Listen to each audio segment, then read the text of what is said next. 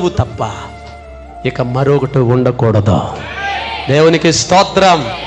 ఆయన కోసం పాడతాను, ఆయన కోసం ప్రకటిస్తాను, ఆయన కొరకు, దేవుడు కొరకు పరుగులు పెడతాను నేను.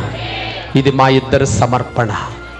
నేను ఒక్కో నిమిషంలో కృంగాను. మొన్న నా భార్య అయితే ఎక్కడా కృంగలేదు.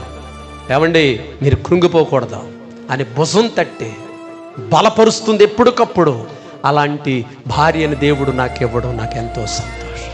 నా భార్య తరపున బంధువులు, నా భార్య ఇంటి తరపున బంధువులు వచ్చి అలాగ హత్తుకున్నారు, కౌగిలించుకున్నారు.